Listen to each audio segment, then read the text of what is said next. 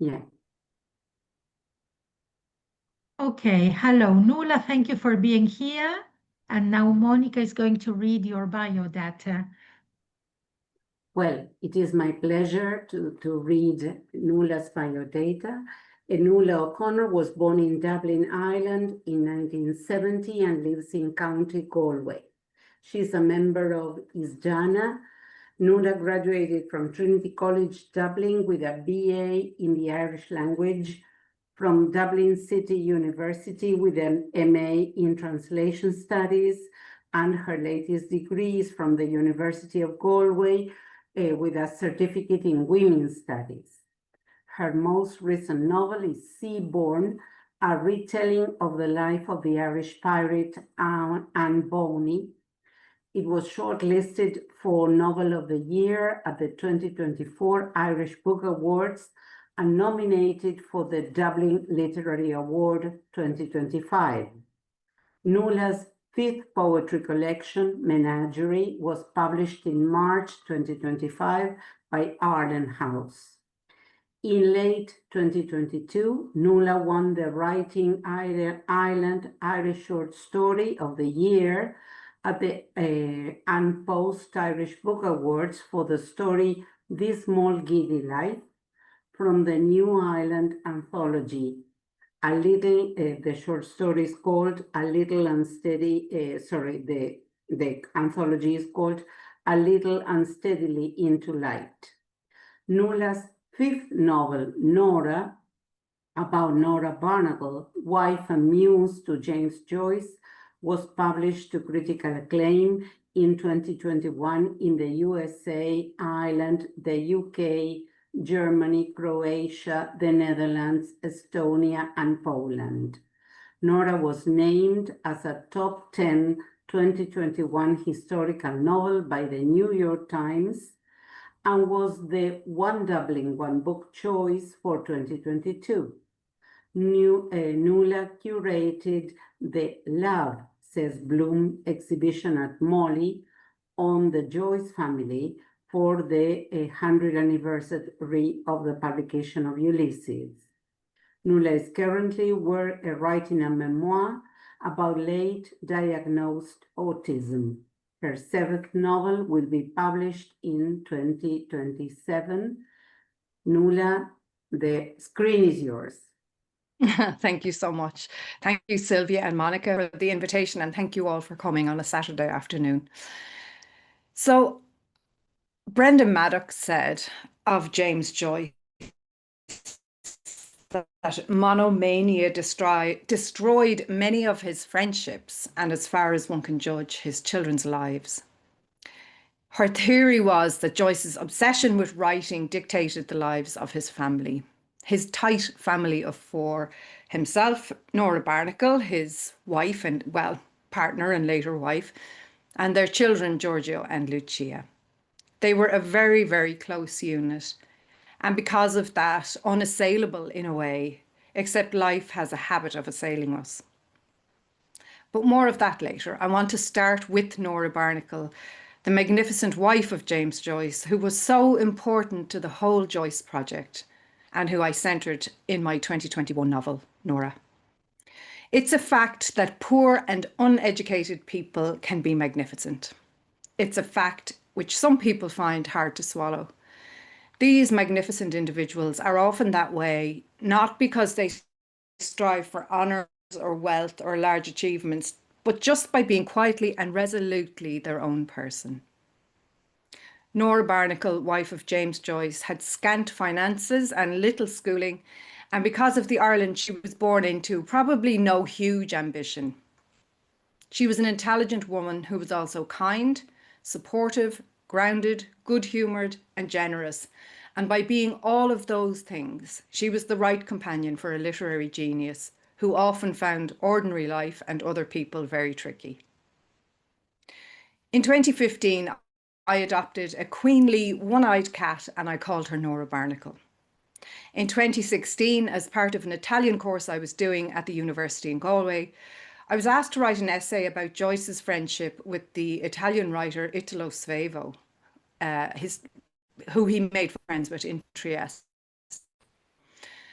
And while doing the research for that essay, I found I was constantly looking over Joyce's shoulder at Nora and wondering, what did it feel like to be married to James Joyce? What did it feel like to live in Trieste? What did it feel like to be the parents of Giorgio and Lucia? As a teenager, I had read Brenda Maddox's magnificent biography of Nora. In the year 2000, I had seen the film by Pat Murphy and Jerry Stembridge, which is simply called Nora and looks at the first part of their lives together up until the Trieste years. I'd been to the house on Bowling Green, which is now called the Nora Barnacle Museum, many, many times, especially on Bloomsday every year. There used to be a big celebration there. And I used to go and we would read parts of Ulysses and, you know, Molly's soliloquy and the whole lot. So Nora was in the ether for me. But doing this essay, I became curious about Nora once again. So I reread the Maddox bio and I was re-enthralled by Nora's earthy dynamism and by the Joyce love story. I personally like mavericks a lot, maverick women especially. I like individualistic people. And Nora was a natural maverick. She went against everything that would have been expected of her as a Edwardian Catholic working class young woman. And she went against all of that to elope to Europe with Joyce. So I did what I often do. I began small and I wrote a short story about Nora and Jim and I called it Gooseen. And it records their first meeting in Dublin on June the 16th, 1904, and their flit to Europe. The story did well, it won a prize and it was published in Granta magazine. And after I had finished the story, I found I was not finished with Nora Barnacle. I'd found a voice for her, I admired her, I was enjoying her company, the company of this strong, loyal, loving wife and muse who seemed such a practical, earthy, pragmatic, charismatic woman. I could see that she propped up Joyce and I wanted to tell her story in a long format. I wanted to reintroduce Nora to the world as the practical, cheerful, confident, optimistic, earthy, big-hearted, good-humoured, forthright, resilient person I found her to be. A courageous woman who could be both pious and vulgar. She seemed to me a very Irish heroine. Nora went through a lot with Joyce. There's no arguing with that. And she showed a lot of stoicism and optimism in the face of the many hardships she faced. And that, I have to say, didn't surprise me. I found hers a very Irish female response to hardship. There's a sort of a stout-heartedness that Irish women have had traditionally that is true to this day. Brenda Maddox wrote, tradition-bound women everywhere use their strength to bear their fate, not to shape it. I would argue that Nora bore her fate well, but she also shaped it in the sense that she kept Joyce on the straight and narrow as much as she could. In my research, I found James Joyce to be confident but shy, sensitive, kind, loving, a nervy individual, accusatory. He was anti-violence, brilliant, obviously, opinionated and intellectual. I also found him to be a complete artist and a delicate man who was anti-clerical. And when I say a complete artist, I suppose I mean someone who wants to produce art to the exclusion of everything else. He had to teach because he had to teach and earn money to bring up his family, but he didn't want to have to teach and he didn't like it very much. Nora Barnacle flowed with James Joyce. She was the water to his fire. Both of them were under the influence of their upbringing. Nora, a working class person. Joyce's family were more well-to-do, but they were the fallen genteel because his father basically drank away all of their money and assets.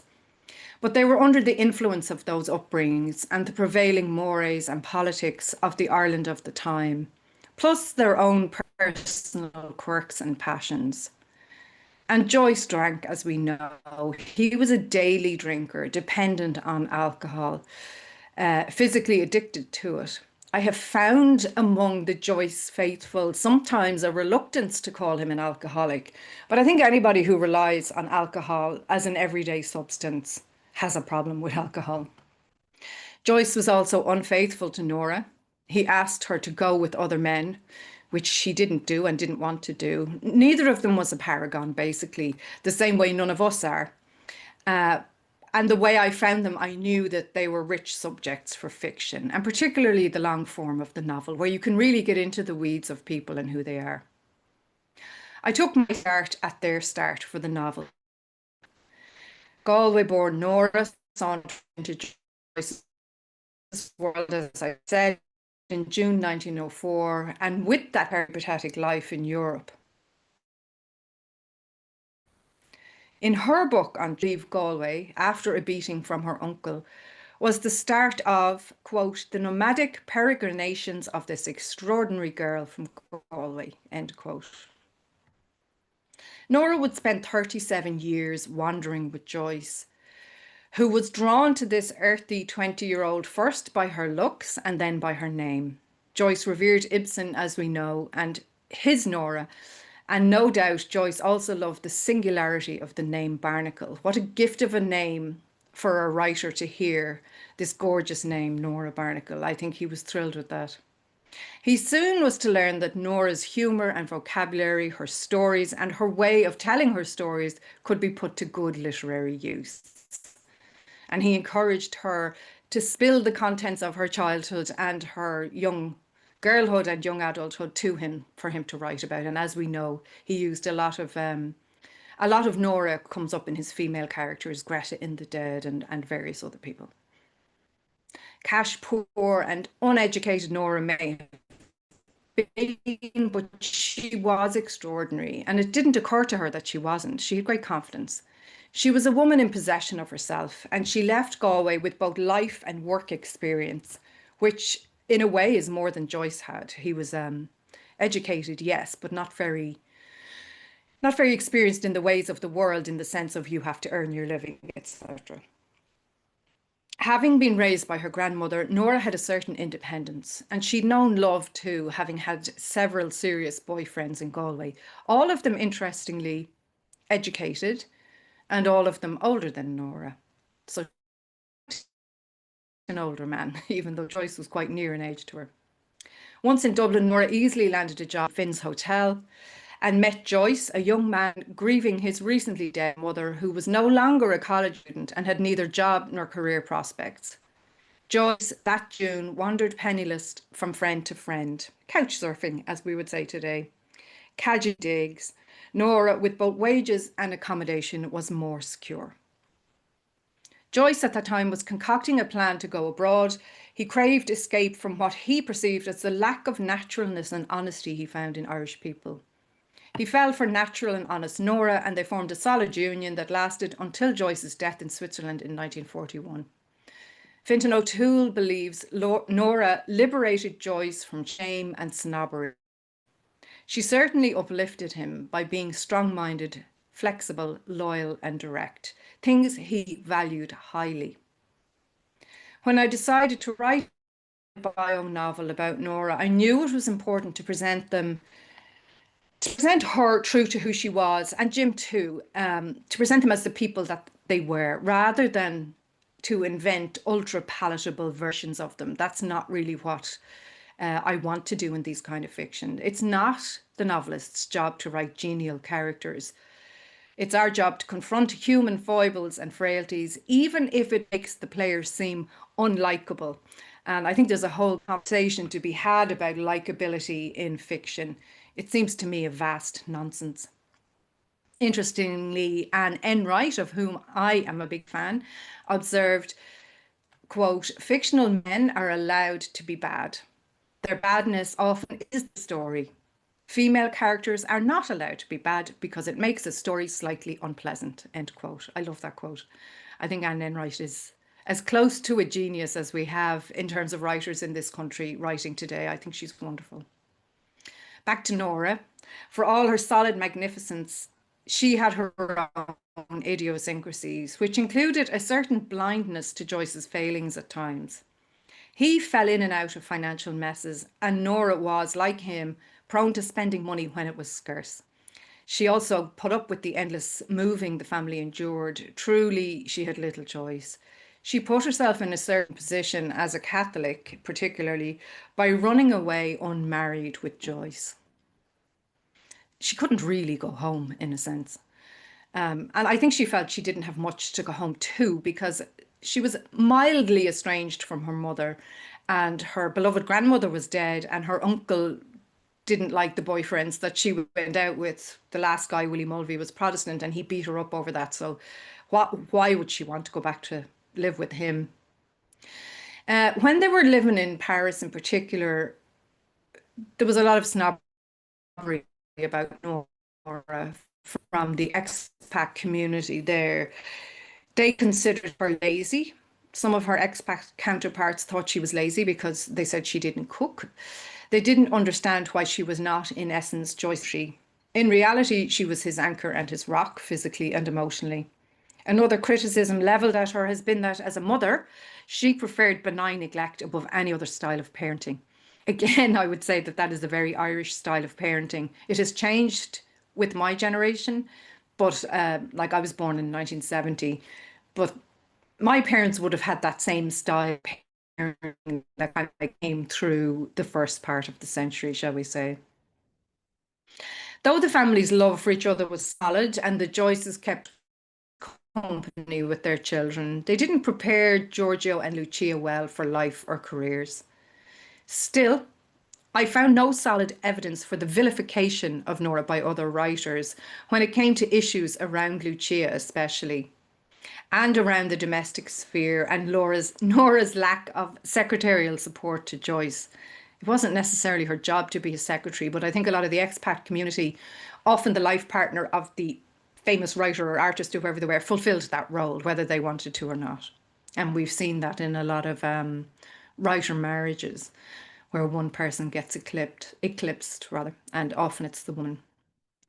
Nora did what Nora could, and often I think there were cultural misunderstandings about who and what Nora was or should be. And often there was that downright snobbishness and chauvinism when it came to characterising Nora Barnacle. As for Joyce, there is no doubt he could be difficult to live with. Habitual drinking, he put his writing first, and he had his various health issues. And he was monomaniacal about his writing, as Maddox said. And he had a reputation as a sponger, living off other people's money, though he was also generous with cash when he had it. Sometimes Joyce created deliberate disorder so that he had new things to write about. I think it was his biographer Ellman who said Joyce throve on flurry, and his brother Stanley said Jim lives on the excitement of events. So Joyce would create tumult in his life in order to have new things to write about. He had fervent fancies for other women, and he would pursue them and write to them and sometimes meet with them. Some of them very ill-advised, one with a young student called Amelia Popper, and his encouragement of Nora to go with other men. He tried to push her into the arms of their friend Frank Butch in Zurich. Frank was an artist and an artist model, but Nora was having none of this. So biofiction aims for the revealing of an emotional life mainly, because, you know, biography is generally about the facts of someone's life, but biofiction is more about the person, the emotion, the day-to-day existence. In Nora, I concentrated on the reconstruction of what it must have felt like to raise a family with Joyce when finances and the future were so precarious. Nora's life with Jim was definitely exciting at times, and probably a more exciting life than she could have expected had she stayed at home and did what her mother did, i.e. have 8 children, which would have been very normal for a Catholic family in Ireland. But her life was also hard with him, and the novel examines how she coped from her point of view, so it's a first-person narrative. It also illustrates how Joyce would have been stymied without Nora's loving, steady presence, and the ways they balanced their strengths and failings. But the novel is definitely Nora's story, Nora's viewpoint, Nora's world, and it retains this single consciousness. To paraphrase the writer Colm Tóibín, writing about his work on reanimating Henry James, Nora's not a fictional character. She's already there. So when I went to do my research, I had a lot, I had a lot to work with and play with.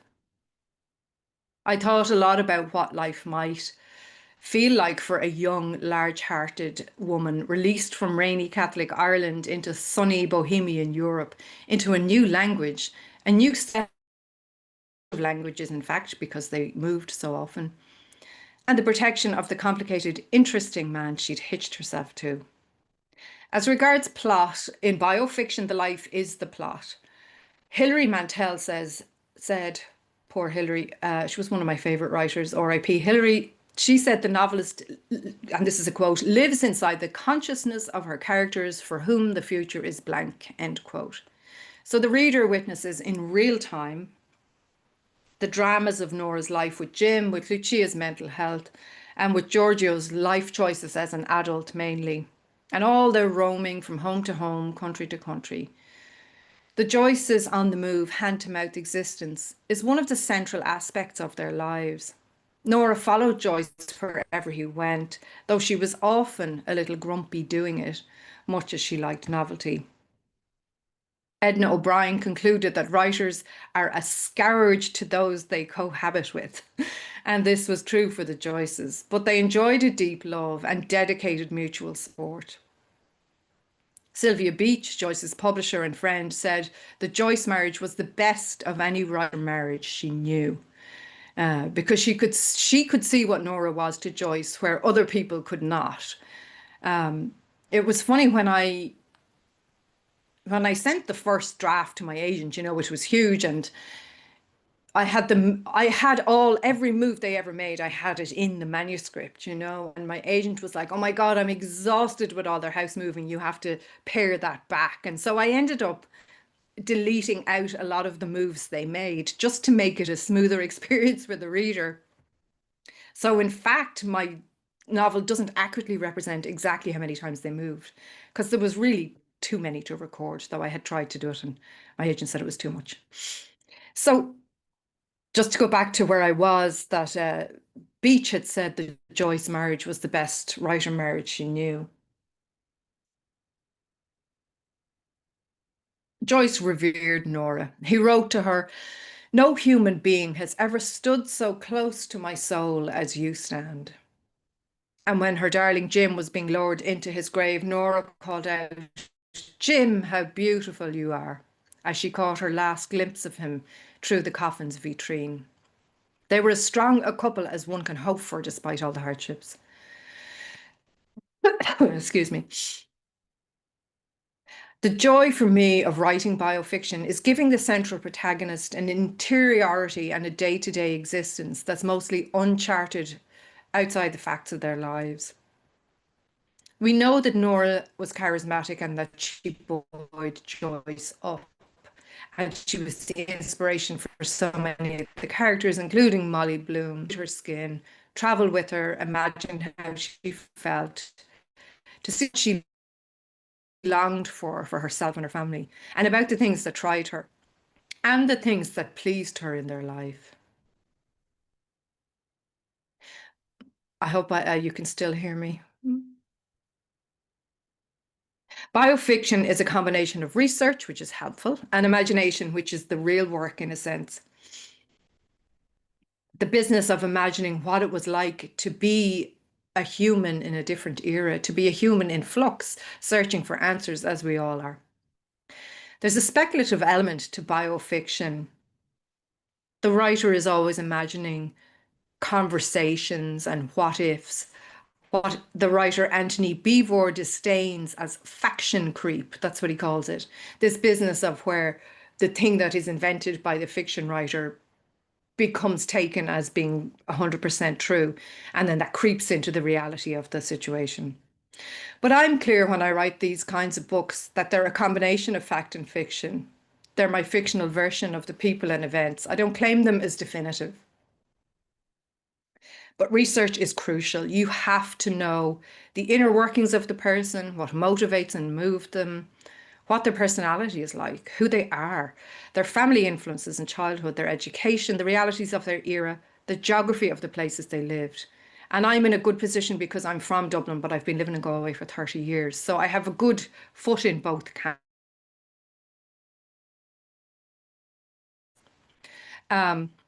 What's helpful, of course, when you're writing about James Joyce and Nora is there's so much written about them. The various biographies, apart from the Maddocks, there's Pádraic O'Leary's small biography of Nora.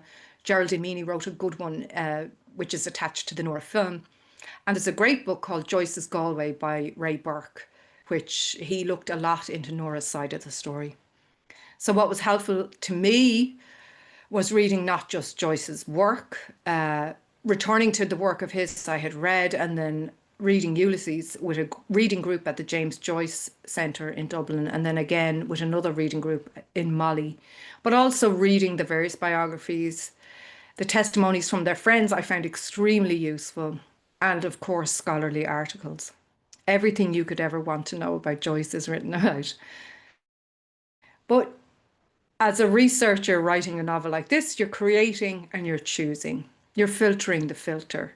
So I didn't always agree with representations of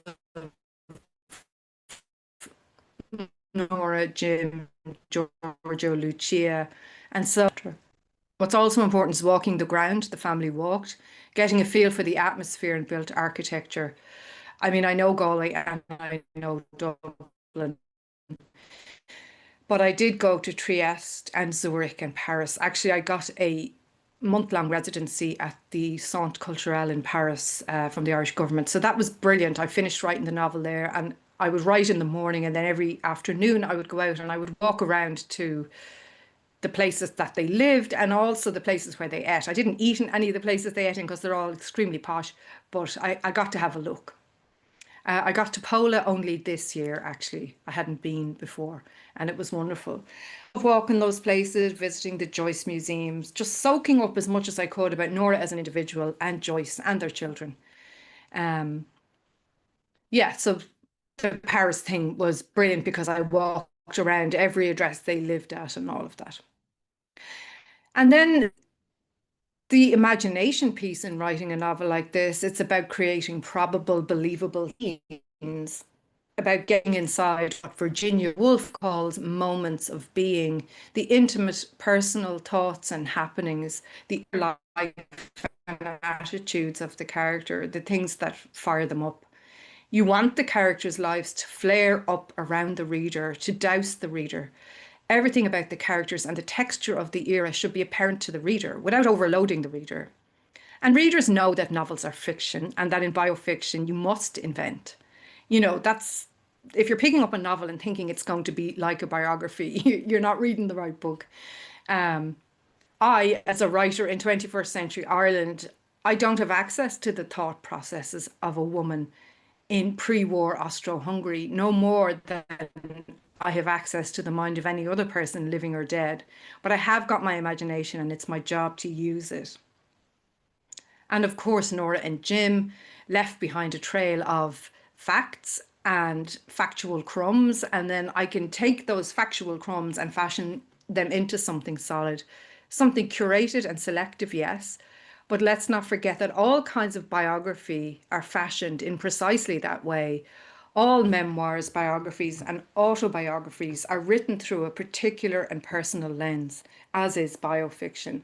And I bring my biases and passions and obsessions to the table as a mother, as a feminist. So I bring all of that fiction. People always ask me, what did you invent in Nora? And this is a very tricky question to answer. Hilary Mantel talks about how you cannot separate fact and fiction in fiction, that it's like trying to separate mayonnaise, like trying to take the egg yolks out of the oil, which I think is a brilliant analogy. Well, I stuck to the timeline and the facts as much as possible because I'm pretty wedded to the truths of the lives I write about. So I like to write them the way they happened as such in terms of place and events. One thing I did do was I warmed up the relationship between Nora and Stanny Jim's brother Stanny. I found a lot of warmth in their correspondence with each other, in their letters, and something akin to flirtation in their letters. So I used that for heightening tension in the novel. And if you've read the novel, the plate scene is a complete invention on my part. That business where he helps her pick a plate, I invented that. I found Stanny to be a wonderful, steady, sober person, very free with his time and his money, though he was sometimes bitter about his propping up of genius Jim and the family. Stanny wrote, "Jim used me as a butcher uses his steel," which is a very, it's harsh, but Jim did do that. He picked Stanny's brains and used the best of Stanny sometimes in his work. And Stanny loved his brother, even though he was a bit, fed up with him. He named his only son James, for example, and in another strange twist, Stanny died on Bloomsday, 1955.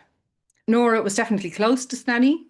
She sent him beautiful care packages when he was in prison during World War I in Katzenau in Austria, cake and cocoa and cigarettes to trade, etc., etc., and wrote those very nice letters and sent photographs of herself. I often think poor Stanny, in the way they used him. And I even hate saying poor Stanny because it seems insulting, but he really did get the dirty end of the Joyce stick. Joyce wrote once, "A brother is as easily forgotten as an umbrella," which is quite cruel. Jim had a superiority complex. I think we know that very well. On one occasion, he came back from Dublin to Trieste, full of his own importance, and he forgot the messages from people for Stanny, which is very hurtful. So Joyce and Nora definitely sat up on Stanny. They brought him over to Trieste to give him an opportunity, of course, but also to fund their life, because 2 wages from the Berlitz school was going to be better than 1. So he fattened their coffers. They brought over Eva and Eileen, two Joyce's sisters, Eva, to help them, but also to aid their own lives, to give Nora people to take care of the children. They had a maid as well, but in a way it was too complicated to bring yet more people into the fiction. So I left the maids to one side. One of the large criticisms I have found levelled at Nora Barnacle was in regards to her mothering of Lucia. People have written that she neglected her. Lucia was a handful. She was unwell and her care fell to Nora. She was violent often and she had tantrums. Lucia was diagnosed as a hebephrenic schizophrenic and with catatonia. And hebephrenia is a type of schizophrenia characterized at that time by emotionless, incongruous or silly behaviors, intellectual deterioration and hallucinations frequently began insidiously during adolescence. Lucy was brought to young and was seen by more than 20 other doctors. So they really tried hard to get her help. And I've great sympathy for the Joyces as parents, especially as parents to a child with a mental illness. It's not easy. Their peripatetic life, their schooling, their learning, therefore their career prospects, and their ability to form good attachments. Their friend groups for all 4 were always changing. Plus, the children had to switch languages often. They had great facility for language, but in a way the children were of nowhere. I've particular empathy with Nora, though, as mother to Lucia, whereas other commentators have really demonised her for her apparent lack of care. I don't agree with this anti-Nora stance. It's clear to me from the letters and from the life they had that Nora loved Lucia and did as much as she could to help her until Lucia's illness became just too much to handle in the home environment. And they got great support from various friends who took Lucia in it. Nora, before that, had Lucia's care. And in my novel, and I believe in life, Nora is fearful, concerned, but loving towards her daughter. She is impatient too, for sure, but crucially, she's also pragmatic. She can see that Lucia needs professional help. Lucia, for her part, hit her mother and threw furniture at her. Lucia was volatile, unpredictable, sexually permissive, prone to disappearing for days, which is extremely worrying for a young, vulnerable woman to disappear for days on end in a place like Paris. And then sometimes she was catatonic, so she literally could not speak or move. And she was violent, and it fell to Nora to deal with all of that. A frightening and worrying thing to have a child who suffers mentally, but also to be on the receiving end of their violence. You know, the aggressive outbursts must have really hurt Nora and been very difficult to deal with. And added to that for a long time, Joyce really didn't believe he was out of control and in need of real help. And it was in fact Giorgio who sent Lucia first to an asylum, but it's always much easier in our patriarchal world to blame the woman. So Nora got the blame for really kind of everything to do with Lucia. And it's very interesting that the year Nora died, Lucia was moved to Northampton, the institution that she stayed in for the rest of her life. When Lucia was committed when they were in France, Nora was often advised to stay away as she excited Lucia. That's the word they used, you excite her.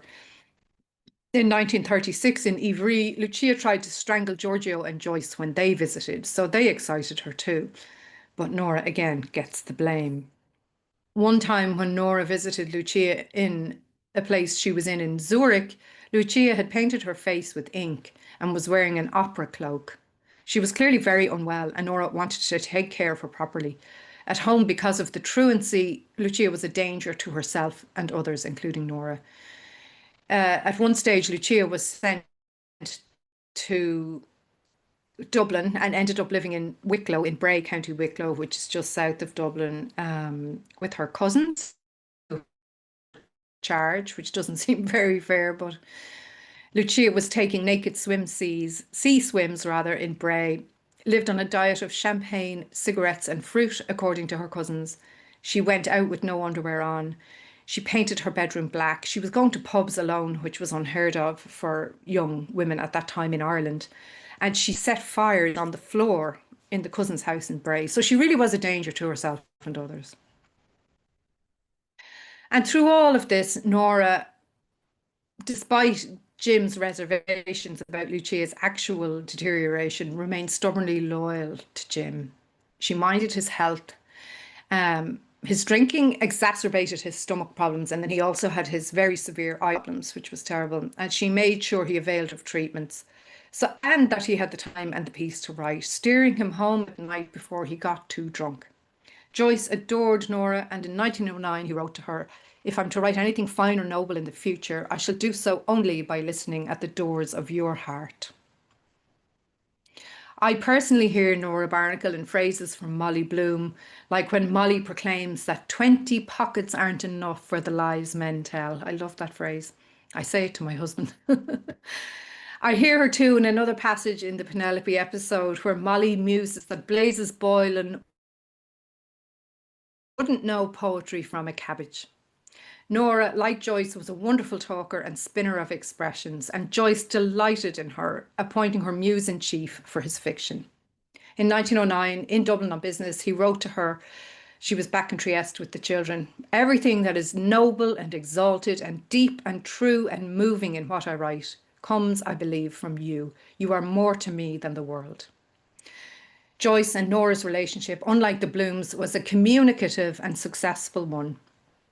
Mainly because Nora accommodated and supported Joyce in all of his schemes and doings, which saw them move house almost constantly and country fairly often, even though all she longed for really was a home for her and her family, a settled home. A lot is made of the differences between Nora Barnacle and James Joyce. It puzzles some people that a man of genius could have enjoyed a 37-year relationship with a woman who had scant interest in literature. But Nora was a phenomenal woman in her own right. The pair had a lot in common. Whether they were both born with confidence or acquired it along the way, they each possessed great self-belief. Neither of them, as we know, came from wealthy homes, something that managers, they knew how to get by. Nora, excuse me, having been raised by her grandmother and going to work at 12 in the convent, and Joyce from a larger family where the money for food was squandered by his father on drink, and the midnight flits they had to do because of landlords and bailiffs running after them. So they had that kind of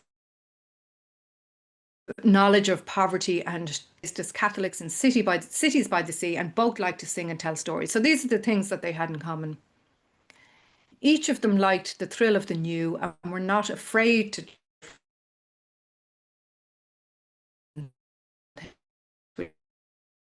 stood to them as well in their new life abroad. And they were both sensuous people. It's no wonder he did best. Nora took care of Joyce, boosted him, watched out for his health. Joyce relied on Nora, but minded her too, loving her well, listening to her needs and trying to fulfill them. He delighted in her, took inspiration from her childhood memories and stories and her particular way of telling them. He was also expert at choosing gifts for Nora. He loved to lavish her with hats, furs. He made her a beautiful necklace of ivory one time they were parted. He had it made for her. The words of one of his poems carry. Nora couldn't have known where she'd end up that June day in 1904 when a young man looking like a sailor accosted her on Nassau Street. She didn't know she would sail away with him and buoy him up in various parts of Europe for almost 40 years. How wonderful that Nora Barnacle sauntered into the life of James Joyce, and with her patience, pragmatism and good humour supported him so well until his dying day. How wonderful that James Joyce lost his heart to open, earthy Nora Barnacle, the original Galway girl. Thank you. Thank you. Lovely. Lovely. Thank you. Yes. Lots Thank of you so little much. details there that are so interesting, Nuala. Lots of, for example, I didn't know that Joyce used to buy hats for Nora. I had no idea about that. I cannot imagine him going into a shop to choose a hat for Nora. Incredible. He said that, I know there's one time he said that they went to buy her a hat and she insisted on trying on every hat in the shop. So he was quite impatiently standing by while she tried on every single hat. It's quite the My gosh. picture. Wow, incredible.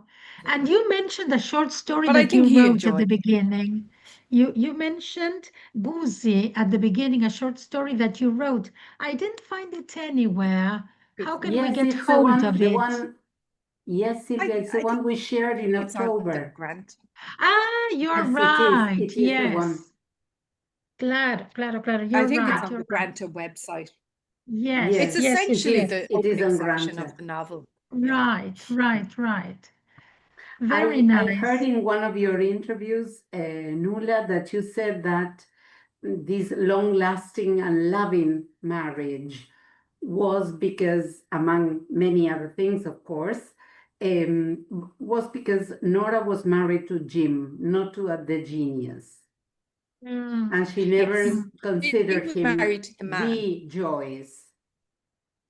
mm, Yeah, she was mm. married to the man, and Irish marriages are very, Irish people like to slag each other, like to tease each other. And Nora was very open in doing that. She was very naturally herself. So when they would be in a bistro in Paris, she would just talk to him the way she talked to him at home.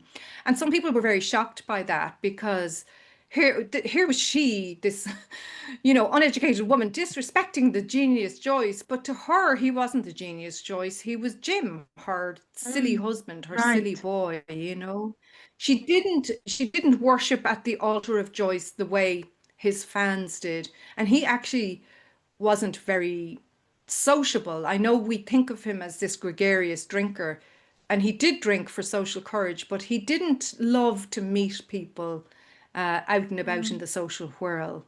That wasn't his idea of a good evening out, was people coming over to their table and saying hello or whatever. Mm, I have right. some questions for you, Nuala. If anybody wants to share a question or a comment, you are welcome. My question is, what unexpected discoveries did you make when you were doing this research for Nora? For me, often the unexpected things are, in a sense, the juicy things. I think one thing that surprised me was that she had had cancer and survived it. She had had uterine cancer, which it's an amazing thing to survive that At that era time. in the 40s. Mm. Like, it's wonderful that they had treatment. Yeah, treatment that worked is such a brilliant thing. But the things that I get kind of, amazed and surprised and excited about are just those tiny detailed things like, so I suppose I did an awful lot of research, and there isn't many recordings of Joyce's voice, and there's very little moving imagery of them. But there's this beautiful little tiny snippet of video of them in Paris, and they're standing outside their building, and they're clearly waiting for this videographer or photographer or whatever. And they come out of the building, and they're standing there. And next thing, Nora spots the camera, and she elbows Jim. She gives him an elbow, and it's such a wifely maneuver. It's like, pull yourself together, put your shoulders back, stand straight, and it's the cutest thing ever. So that's the kind of thing I love, those really sort of natural, normal things. Also another beautiful, Absolutely. Jim had no filter. He told everybody everything. And he told Stanny that Nora was sitting, this was when they first went away, that she was sitting with her feet on the table, licking jam off a spoon. And it's a very homely, very domestic, very comfortable scene. And of course, he has to tell his brother because Jim is delighted to find himself in a relationship with a woman, and it's all going quite well. Obviously their relationship wasn't perfect, but Jim is delighted with himself and loving this beautiful young woman he's hitched himself to. So he has to kind of boast to Stanny, but he's also quite tickled by Nora's sort of slightly uncouth way, and he does ask the sisters. He asks Stanny, are the girls being snotty about Nora? And what he meant by that was, are they being snooty and snobby because she's working class and uneducated? And they were, they were a bit snooty about her until they got to know her and discovered how warm she was and sort of full-hearted. She was a very big-hearted, generous person, and she loved to cook. People thought that she couldn't cook because they ate out so much. But a lot of the time it was because they didn't have a kitchen or whatever it was, or they had to share a kitchen and she didn't like that. But when she cooked, she was famous for her roasts, her roast chickens, and she always bought the best cake. So she would go to the best bakery. It was always the best with the Joyces, and have the most delicious cake. So their friend Arthur Power talks about that. So there's all this lovely detail about food, about clothing, about the normal stuff of life. And I think when you're writing a novel like this, that's the juice, that's the stuff that's really of interest. We all know the bigger picture, but it's the small details that to me are so satisfying on a day-to-day basis. I think it took me 2 years to write this novel. I did the research I wrote, and I would 5 days a week, and I would come. My husband works from home as well. He's a computer programmer, but we meet for a cup of tea at 10:30 in the morning, and he asks, what were you doing this morning? And I would be full of the joys of, oh, Nora was licking jam off a spoon or whatever, I just remember it as a really happy time. The whole 2 year kind of day to day of writing that novel was full of joy for me. Lovely. Thank you. Do you have any questions, Adriana, Monica, Nise, Isabel, Claudia, whoever? Hi, Nuala, nice to meet you. Hi, Monica. Hello. You said, am I right? You said that Stanny and Nora exchanged letters, and what type of messages were those? That's what I would like to know. When Stanny was imprisoned during World War I in Katzenau in Austria, he had sided with the irredentists and he was arrested on the street. and brought to prison. But it was a very soft prison. They were playing tennis and they were putting on plays, and it wasn't terrible at all. But Nora would send him parcels of biscuits and cocoa. Stanley smoked, so she sent him cigarettes to trade with other prisoners for whatever he wanted. She would send books and she would send letters. And when you read the letters, they're so warm and friendly. Like, it's really like writing to a favorite brother, not your sort of brother-in-law. They're very warm. And Stanley has a picture of Nora pinned up by his bed. And one of the prison guards asks, "Oh, is that Mrs. Joyce?" And Stanley said, "Yeah, that is Mrs. Joyce."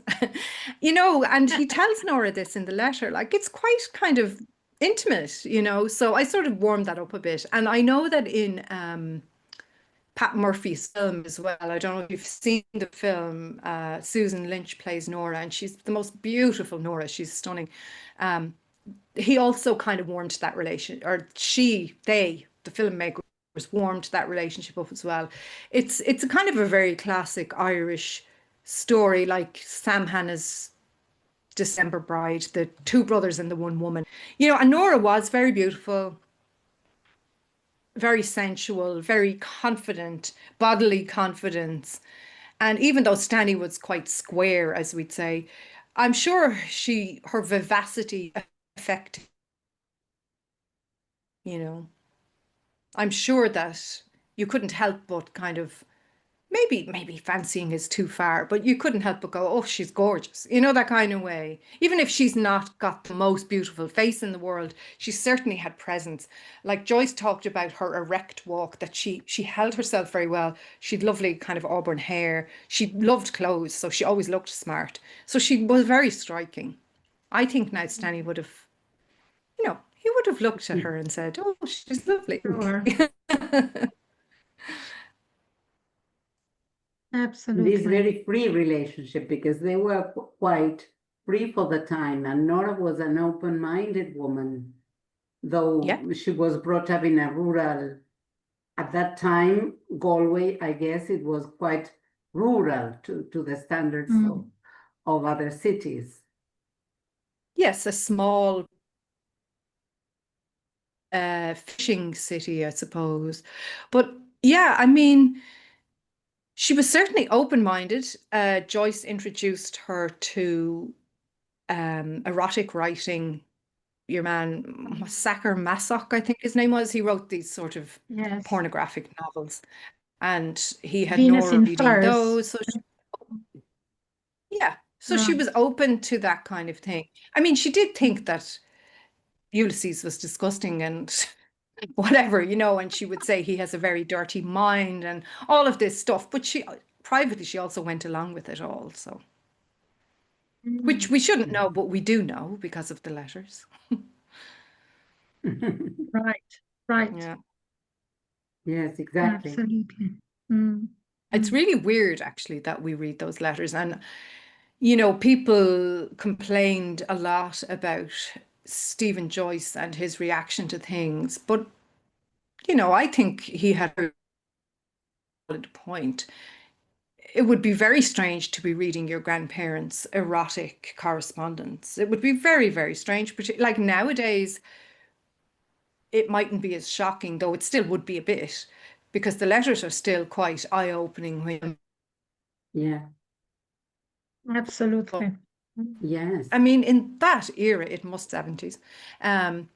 He must have just got the shock of his life to see this stuff being broadcast and people laughing about it and sharing it and being, titillated by it and sort of elbowing. It must have been extremely hurtful. I think he was wrong to burn the correspondence between Lucia and Samuel Beckett, but it was his stuff to do with what he wanted. I mean, it would have been better maybe to put it away for 100 years or something, but he decided to burn the stuff, whatever. But I take his point. We should not be able to read the erotic correspondence of James Joyce. We should not, but we can. And when you write a novel like this, you cannot ignore that. you can't just not include them. I had actually included a lot more, but again, my agent and my editor said, "Oh my God, cut that down. It's too much," you know. Censorship. Oh gosh. Yeah. Terrible. What I liked also was this idea that you presented that Joyce created disorder to have new things to include in his writing. And I had never seen it from that point of view, no?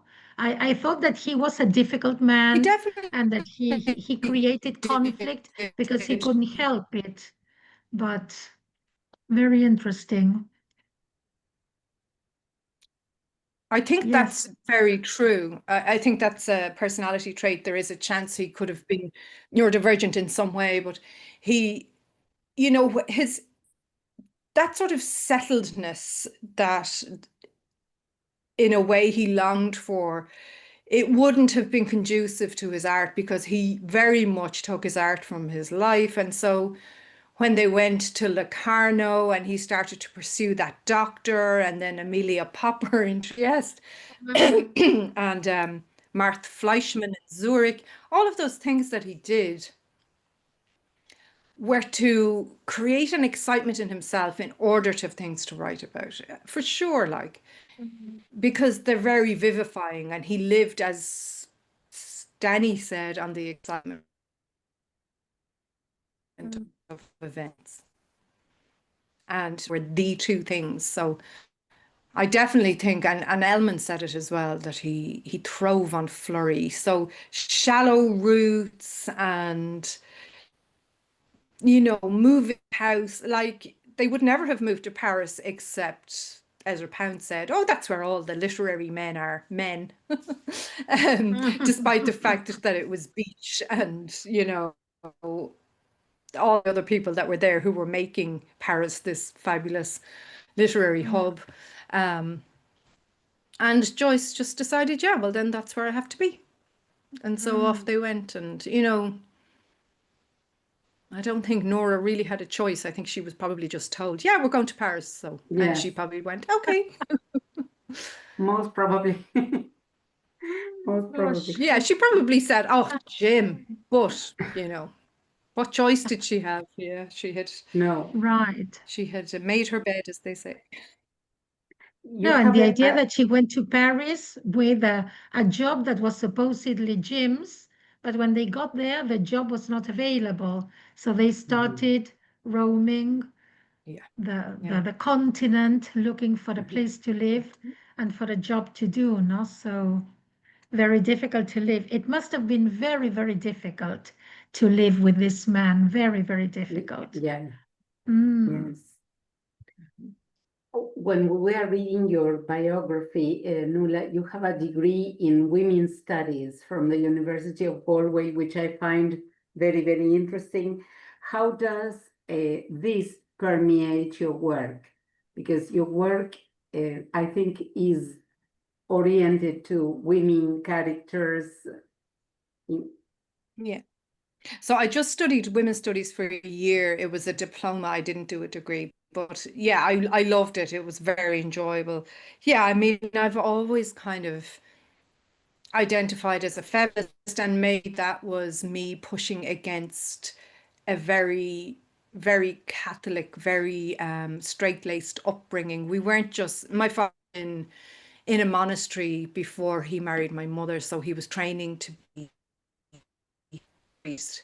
And he was still very Catholic, and so we had a very nice upbringing, but it was quite strict and Catholic. And you know, he was, the church, as we know, is very patriarchal, and in Ireland for a long time church and state were very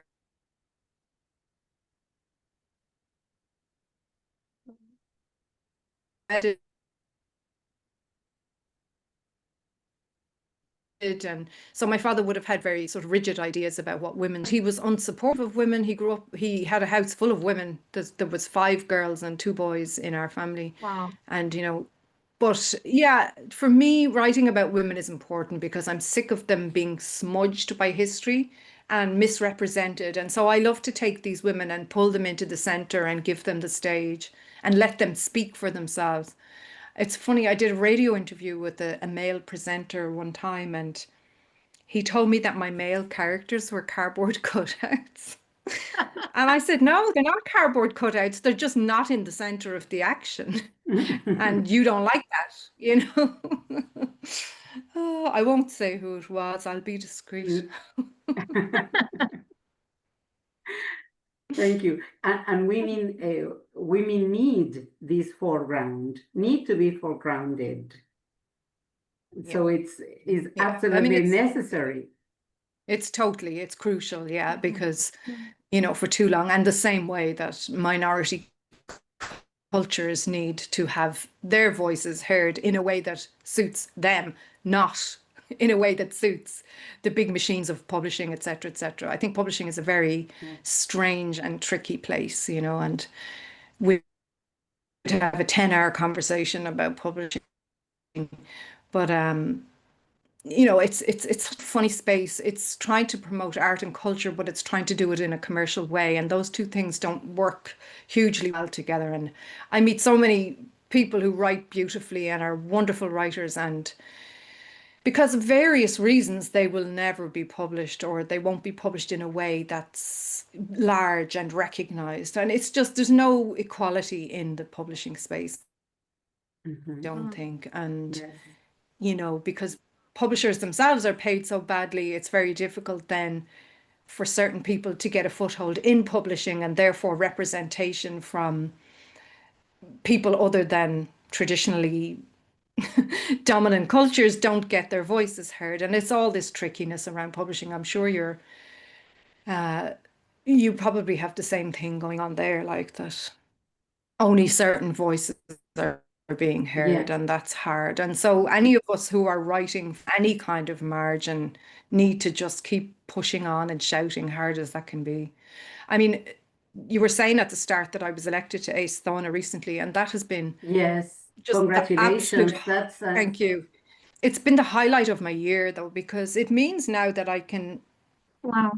kind of get off the treadmill a bit and just concentrate on the writing more, because I now will have a guaranteed, I think they give you this thing called a cnuas, and it's like a stipend. So it's about 20,000 euro a year, and I will get that.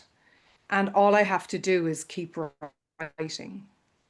Writing. You know, Wow. that is so it's a so gift from the Irish wonderful. government. Yeah, it's wonderful. Yeah. And I'm so appreciative of it, because, you know, I've been really running around a lot. And when you're running around a lot, it's very difficult to write a lot. And really, it's better for me to be writing in terms of my health and my back.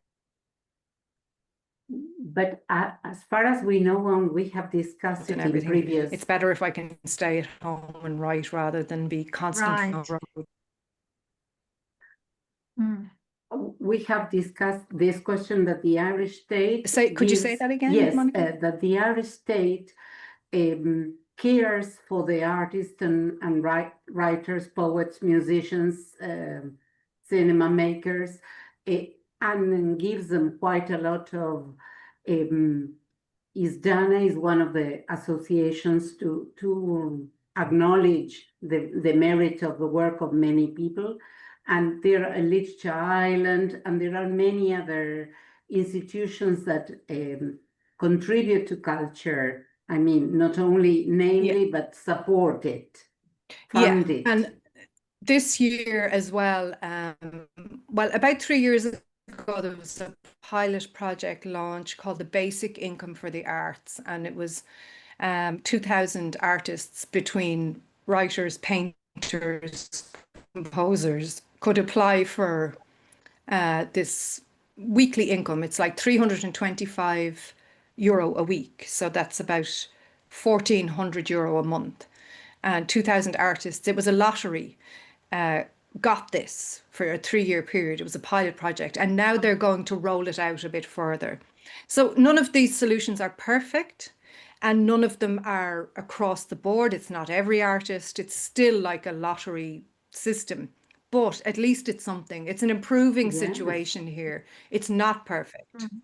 but it is getting better, because traditionally in Ireland, we have just honoured our dead writers, our James Joyces, our Oscar Wildes, our W.B. Yeatses, not our living writers, and now, or artists of any kind. Now there is more emphasis on supporting living artists. And I think, every country in the world should be doing this. It should be perfectly normal for a 12-year-old child to say to their parents, you know what? I would like to be a writer. I would like to be a composer. And for nobody to have a plan, that is their thing. Creativity is literally who they are from the top of their head to the bottom of their feet, to be able to do that. And unfortunately, for most people, it's not. It's the preserve of people who have independent wealth or wonderful support from whoever. So I think That is been very making impressed by particularly art basic very English for the arts. democratic. Yeah, it has to happen. I mean, in Ulysses, Leopold Bloom suggests a tidy-sized income for all. And that would be the ideal thing, just a basic income for everybody, because then all of us could be anything. Everybody could just, because all we need is our basics covered, just food and shelter and blah, blah, blah. And after that, we can push on if needs be. But like, it's very difficult, I think. Ireland, I don't know what it's like in Argentina, but like, we have a housing crisis. We have no houses available to rent.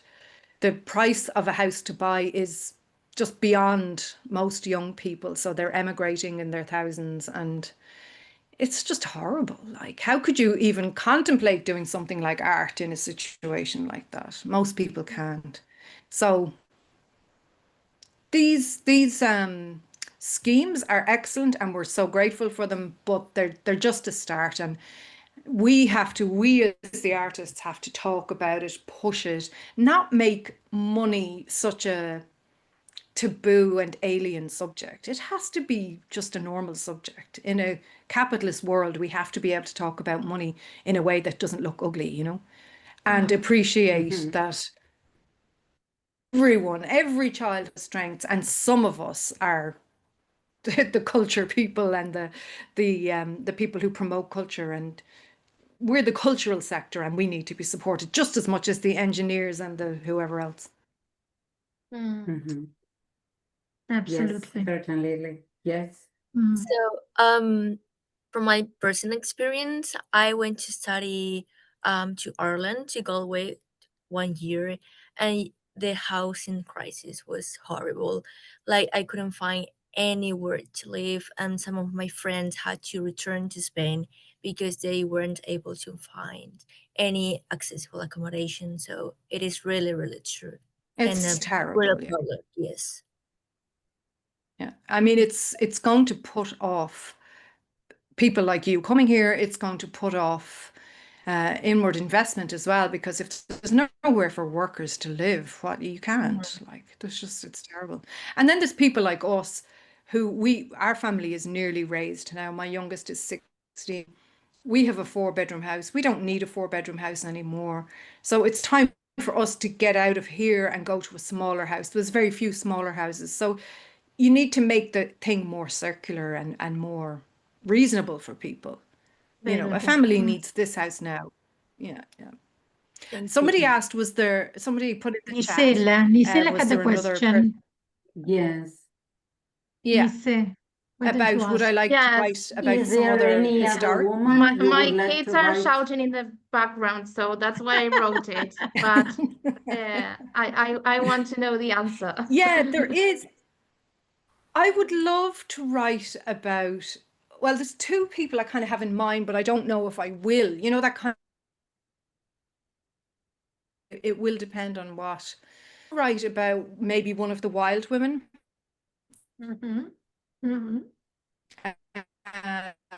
Maybe Oscar Wilde's mother.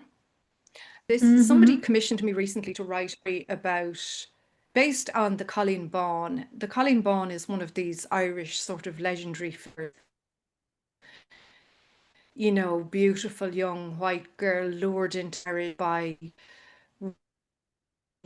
rascal, and then he killed her, basically. It's a horrible story. It's horrendous. It's 19th century. And all I had ever heard was the words the Colleen Bawn, like as a ballad type of, and I assumed it was an American ballad or something. I didn't really realize the story behind it. And now that I've done a little bit of research and I went to visit her grave, because I love to do that on the ground stuff, I feel very attached to her. Her name was Ellen Hanley and she was from Limerick. So I might write about her in long form, but I don't know yet. I'm going to claim her. So nobody else is allowed to do it. Other people have done it, but I read some of them and they're just, you know, they're very high-blown victims. You know, silly, kind of tragic, whereas I'd like to write something a little more serious, which is what I tried to do with the novel as well, was write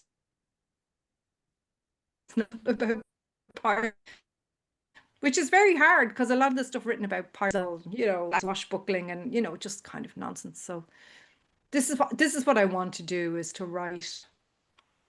Thank you. Not Thank you serious so in much. the sense of po-faced and boring, but respectful. Thank you, Lovely. Nisala. Lovely. You, Nuala, you mentioned autism in your biodata, in the one that we found at your website. Has this triggered the writing of the memoir, or were you thinking about a memoir before? I probably wouldn't have written a memoir before this, but I was diagnosed nearly 4 years ago. I had had a suspicion for a long time, because of the way my family is, the way we are. We're very introverted, sensitive, very artistic, and a lot of introverted, sensitive people actually are wonderful for me. With things like anxiety, because I have terrible, you know, ongoing daily anxiety, which I take medication for now. But yeah, I started to write essays about it, and I had been writing essays anyway, really very sort of personal essays, you know, about being an introvert and about being sensitive and about giving up alcohol. I gave up alcohol 5 years ago because it was making my anxiety worse. And so examining the reasons why I had started to drink and why I did drink and what I did and all of that. And now knowing that I'm autistic and doing all the research into that has really helped me figure out who I am and why I move through the world the way I do. It's one of the reasons I'm a writer, is that I am so happy on my own, researching, writing, communing with people that don't exist, because I find real people such hard work in person, you know. So yeah, I've been working on the memoir, and I took a week at a writer's retreat to kind of decide what shape to put on it. And my aim with it is to tell my story under various headings, to do with autism, but also to do with personality and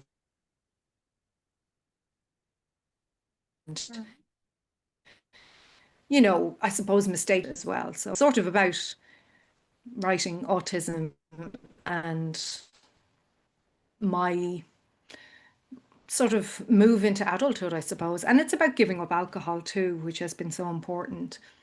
So it's about a lot of different things, but it's very enjoyable, but it's also very revealing. It can be quite triggering to write something that is so personal. Like poetry is always very personal because it's about the things that happen in your life. And sometimes when you have a poetry collection coming out, it can feel a bit revealing, whereas at least in the fiction, you can pretend there's nothing about you in it, even though there usually is. So this is very different, yeah. But the essays on autism, somebody has asked in the chat, where can we find them? let's see. I'll try and write in here. I have one in frazzled a little. That one is about masking, about you know, hiding your true self. I have one in a new anthology, but I don't think it's available online. I don't think the essay is available online, but it's about friendship and my trickiness with friendship across the years, and how getting my autism diagnosis has explained that to me, because a lot of autistic people struggle with friendship. I'll just put the name of those two. I'm sure I have other ones, but yeah. If any of you are on Instagram, that's where I'm most active on social media, and I tend to link to things there as well, if you're interested in that kind of thing. Yeah, Jenny. Great. Any more questions, anybody? No? Thank Okay. you for Well, Nuala, coming. it has been an been really enormous pleasure. nice. Really, really an enormous pleasure to have you here. It's a pleasure to listen to you. All the anecdotes, the little anecdotes that you tell about the story of Jim and Nora.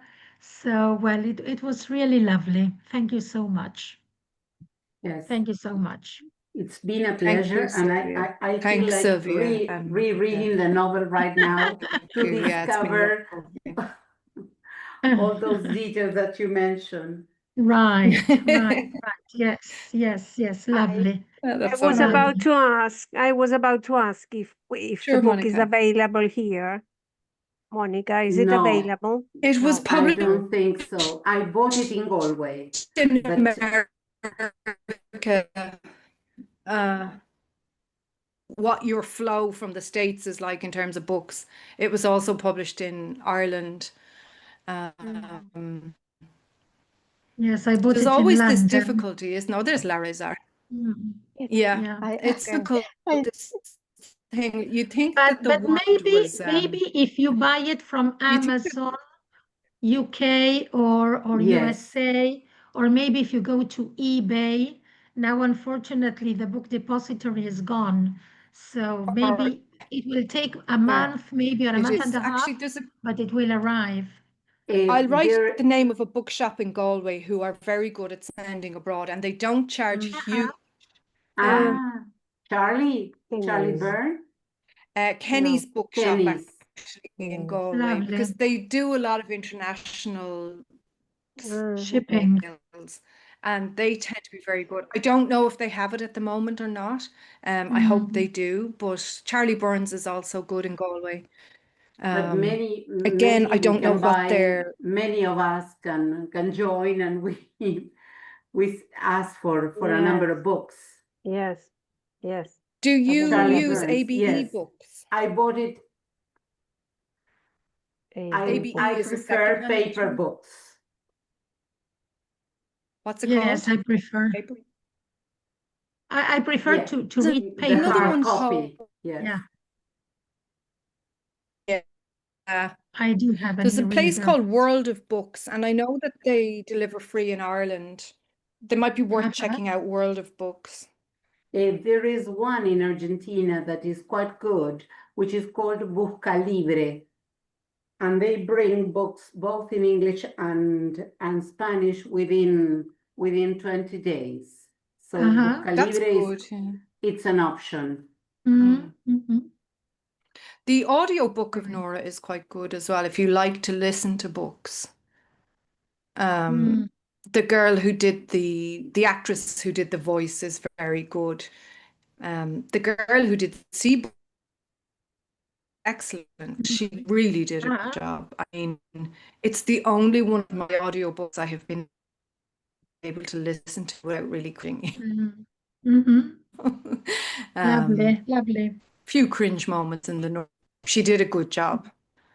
Yeah, it is so difficult to read, to make those recordings. It's a wonderful job. Sylvia publish who has a beautiful copy of Ulysses in an audiobook, which I use for my teaching. We Yes. Oh, is that listened to the the full novel RTE in one? class. Is that the The one RTE? that was made, the one that was made for the centennial of Joyce's birth in 1982 by a group It's of Irish fabulous. bookers. It took about 30 hours. They read nonstop on the radio. Yeah, And it's it's really beautiful. marvelous. It's It is amazing. marvelous. So that is what I use for my classes. Don't tell It's them or so I will good. have to pay something. Yeah, no. We won't tell anyone. Thank you. Yeah, no, it's excellent. It is. I sometimes very listen to nice. the Penelope episode at night, just Yes, because I love yes. the sound of it. Yeah. Right. And the voices they make, the sounds, the singing also. So it's really nice, really, really nice. Yeah.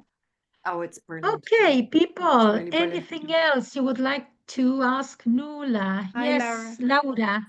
Yes, tell me. You are muted, Laura, eh? You're muted, Lara. Laura, you are muted. Estás muteada. Yes. She doesn't. A ver.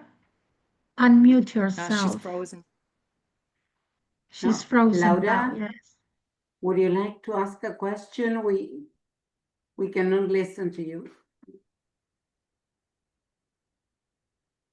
Oh, she's Bueno. gone. No, Maybe she's had gone. Yeah, I think internet her connection. Yes, problems. the internet connection is problematic sometimes here. Bueno, so I think that, There she Laura, is. pero está, There she- ahora sí, Laura. Okay, okay. Well, you Yes. see, I want to say hello to Nuala and to all of you who have been Hi.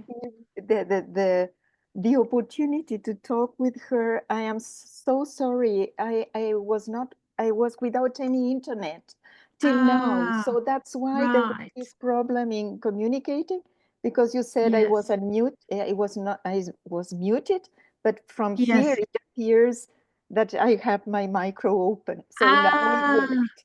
I went out and came in again. Oh, But Nuala, Okay.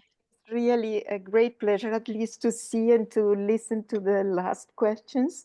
And I hope we will be able to have you again, at least on the internet. yes. Sure, Thank you, of Lara. course. It's Of lovely to course. see you. And thanks a lot to Monica and Sylvia who have organized this with you. But I hope that next time I will be able to join it from the very Sure. beginning. Sorry. Of course. Yeah. Of course. Enjoy your Yeah. weekend Thank and you. take Thank you, care. You Laura. too, you too. Bueno, Nuala, Thank you, I Laura. think that we can call it a day. You must be tired of talking so much. So thanks a lot again from all of us for being with Yes. us Thanks so here much, today. everyone. Hope you have a wonderful end of the Much year delighted. and a great 2026. Good luck with everything. Don't overwork yourself. Take time to enjoy Yeah. everything that you are doing, okay? Yeah. So lovely to have you, yes? Thank you so And much. for Thank you. everyone else, Great to the meet same. you all, and thank you for listening. Thank Yes. you. Lovely to Thank meet you. you. And to everybody, this is our last session of the year. What a closing with Nuala Yeah. here, all right? So see you everybody in April, In okay, for April, we our will first reach meeting you.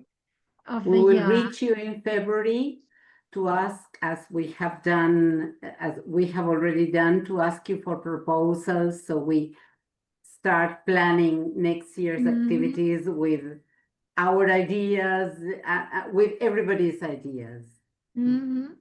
Okay. Bueno, lovely to have you all. Nuala, Thank lots of you. Thank you. thanks again. Take Thank care, you. everyone. And see Thank you, you. Nuala. Bye, See you bye. Thank soon. you. Let's keep